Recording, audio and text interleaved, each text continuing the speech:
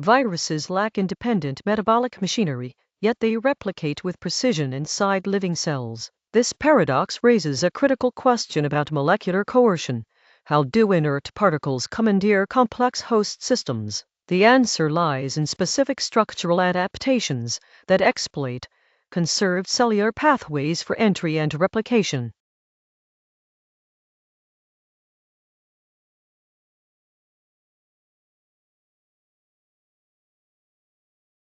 After that first surprise, we can slow down and trace the mechanism behind how viruses hijack cells to multiply from the first physical step, so the effect stops feeling mysterious and starts feeling engineered. To understand viral multiplication, we must first examine the physical architecture of the virus particle itself. The outermost layer consists of a protein shell called the capsid, which encases the genetic material in a precise geometric arrangement. Many viruses also possess an envelope derived from host membranes, studded with specialized glycoproteins that project outward like molecular keys. These surface proteins do not act randomly.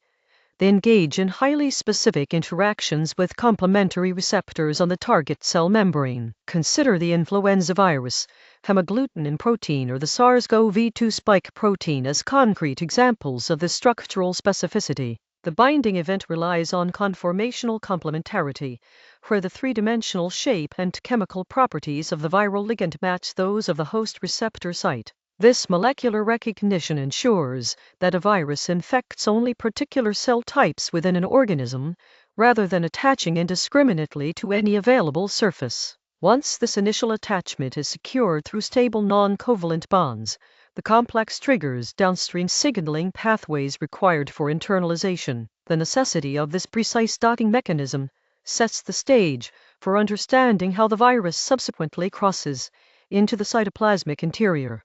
0.8 Viruses must cross the plasma membrane to access the cytoplasm, and they employ two distinct biophysical mechanisms: direct fusion or receptor-mediated endocytosis. In envelope fusion, the viral lipid bilayer merges directly with the host cell membrane at neutral pH, driven by conformational changes in surface proteins that bring membranes into close proximity. Conversely, receptor-mediated endocytosis involves the virus binding to a specific receptor, triggering the invagination of the plasma membrane to form a vesicle that internalizes the pathogen. A key distinction lies in environmental triggers. For instance, influenza viruses require acidic conditions within an endosome to undergo the conformational shift necessary for fusion, whereas some enveloped viruses fuse immediately upon surface contact. These processes are not choices made by the virus, but deterministic outcomes of molecular interactions governed by thermodynamics and membrane fluidity. Once internalized via either pathway, the viral particle must then overcome the physical barrier of the vesicle or membrane to release its genetic material into the cytosol. 0.8 The process known as uncoating is not a deliberate viral maneuver, but rather a passive consequence of specific environmental triggers encountered within the host cell.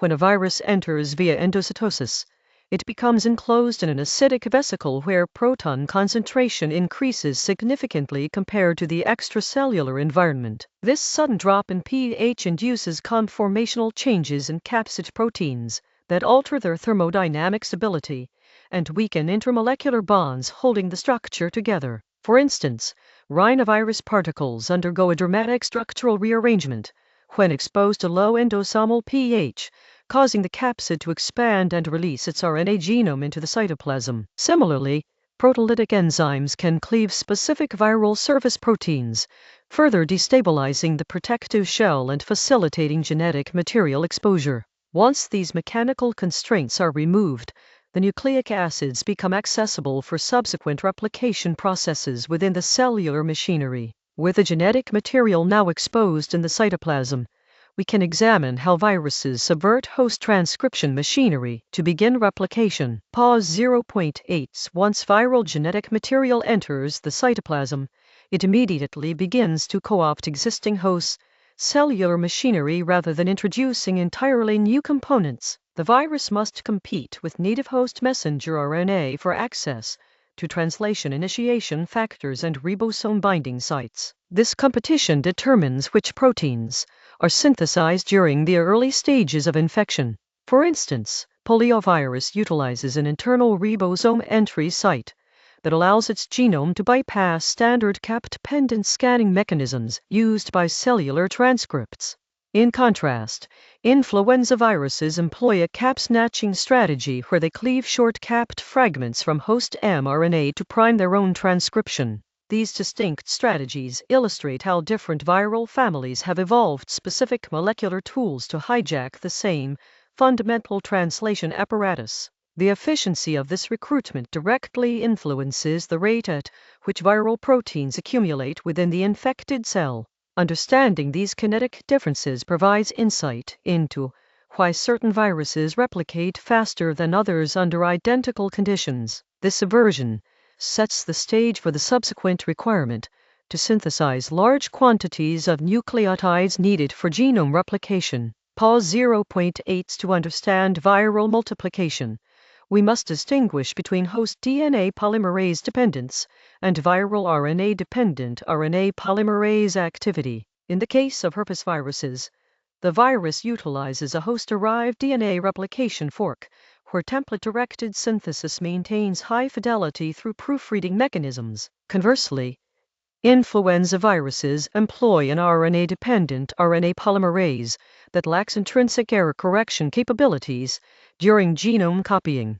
This mechanistic difference results in significantly higher mutation rates for RNA-based systems compared to the stable replication of double-stranded DNA genomes. The accumulation of these replicated genetic materials sets the stage for the subsequent physical organization into new viral particles. Pause 0.8 The process of virion assembly begins not as a directed construction project, but as an emergent property arising from specific protein-protein interactions. Capsid proteins spontaneously organize around newly synthesized genetic material through precise geometric constraints dictated by subunit stoichiometry. Consider the bacteriophage T4 head, where hundreds of identical protein subunits bind with defined affinities to form a stable icosahedral shell without external scaffolding. This self-assembly relies on thermodynamic equilibrium, ensuring that only correctly formed structures persist under physiological conditions.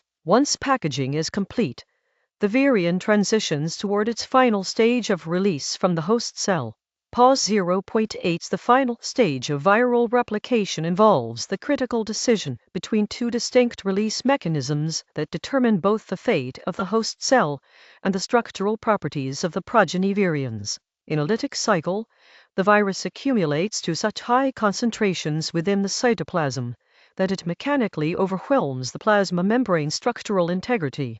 This process results in catastrophic rupture, where the cell bursts open, releasing all viral particles simultaneously while destroying the host organism entirely. Conversely, enveloped viruses utilize a budding mechanism that preserves cellular viability for an extended period through controlled extrusion of new virions. During this process, specific viral proteins recruit host membrane lipids to form a protective envelope without triggering immediate cell death or inflammatory signaling cascades. Consider the influenza virus, which employs its M2 ion channel protein to facilitate pH-dependent uncoating and subsequent assembly at the plasma membrane surface. In contrast, HIV utilizes matrix proteins that bind directly to the inner leaflet of the lipid bilayer to initiate curvature and recruit host escape machinery for scission. The fundamental difference lies in how each strategy manages membrane tension.